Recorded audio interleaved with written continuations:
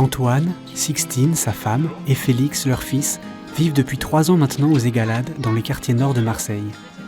Tous les deux Marseillais, ils se sont mis à disposition de leur diocèse et ont été envoyés ici en mission. C'est vraiment une mission de proximité. En fait, en vivant sur place, on devient solidaire d'un voisinage, d'un quartier. On se lie d'amitié, on essaye de se lier d'amitié gratuitement, avec les uns et les autres. Des amitiés qui se font au quotidien, comme Philippe, José et François, des enfants du quartier qui rendent souvent visite à Antoine, au presbytère des Égalades. Et t'es pas obligé de reprendre à chaque fois du début, sinon il faut que tu répètes le petit morceau que... La, ré, mi, fa, mi, ré, la, la, la. Antoine, pour moi, c'est un ami parce que je le connais depuis longtemps. Quand il y avait la messe, on était là, avec lui, on a parlé beaucoup. Des fois, je viens ici pour jouer, faire des pianos et s'amuser. Mais les débuts n'ont pas été faciles pour le jeune couple et il leur a fallu vaincre certaines de leurs peurs. La première fois où je suis arrivée dans ce quartier, moi j'étais enceinte. Donc forcément quand on attend un bébé, surtout quand c'est le premier, on a pas mal d'inquiétudes sur où est-ce qu'on va vivre, est-ce qu'il sera en sécurité. Et c'est vrai qu'on s'est garé dans la rue et tout le monde nous a regardés tout de suite parce que c'est sûr qu'on dénotait un peu.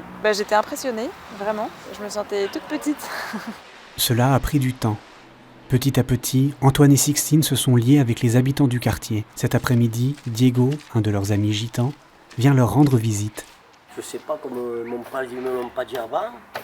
Oui, en fait, c'était la fin des vacances et pile on est arrivé. Voilà, j'ai dit, comme ils me l'ont pas dit avant, j'ai dit... Tous les premiers dimanches du mois, Antoine et Sixtine organisent au presbytère une table ouverte à tous les habitants du quartier. C'est comme cela que Diego les a rencontrés. Après la messe, on a fait des repas, là. Les vieux, les jeunes, ils venaient, on faisait les repas, on mettait les assiettes, les cuillères, tout ça, on faisait des repas, l'apéritif, tout ça. Et voilà, on s'est connus comme ça. Aux Égalades, Antoine et Sixtine vivent de beaux moments de fraternité avec les habitants, mais aussi parfois de tensions. Ça m'est arrivé de vraiment m'énerver, de gueuler depuis la fenêtre du deuxième, parce qu'il y avait des gars du quartier qui allumaient un feu dans la poubelle en métal juste au pied de l'arbre du presbytère.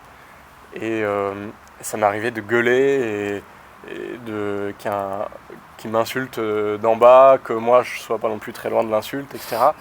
Et c'est vrai que sur des moments comme ça, on se dit mais mince quoi, on est à côté de la plaque ou qu'est-ce qui va pas? On est envoyé en mission pas pour se taper dessus, c'est la partie humaine qui prend le dessus. Mais en même temps, cette part humaine, c'est normal qu'elle existe. Et il faut aussi la respecter. Et la relation, il faut qu'elle soit vraie. Dans une relation, il faut que les deux soient au même niveau, quoi. Et c'est là que la vraie relation peut commencer. Ne pas s'effacer et apprendre à pardonner. Ces conflits sont aussi l'occasion de mieux se rencontrer. Tout réside aussi peut-être parfois dans le fait de se demander pardon après éventuellement et d'aller jusqu'à cette étape-là où on dépasse les conflits. Et ça, c'est là où parfois ça devient intéressant. On a fait du chemin ensemble. La mission d'Antoine et Sixtine est simplement d'être là, de vivre au quotidien avec les habitants du quartier des Égalades. Moment de fraternité ou de tension, la jeune famille trouve sa force dans la prière. Dans nos quartiers, la population est extrêmement différente, très variée culturellement, au niveau religieux. Et donc la question et l'enjeu, c'est donc la rencontre. La rencontre se fait par la proximité de vie. On est voisins et par ce voisinage, on va se rencontrer très simplement dans la rue, dans le bus, dans les courses que l'on fait, dans les activités. Et par cette rencontre, finalement, on s'aperçoit que les peurs qui nous habitent, parce que la différence fait peur, ces peurs tombent parce qu'on s'aperçoit qu'on rencontre d'autres personnes et que ces personnes sont, comme nous, des êtres et des hommes et des femmes de la même patte. Et ça, c'est important de pouvoir le mesurer. Après, on s'aperçoit que des lieux de rencontre, c'est en particulier l'hospitalité et le repas partagé.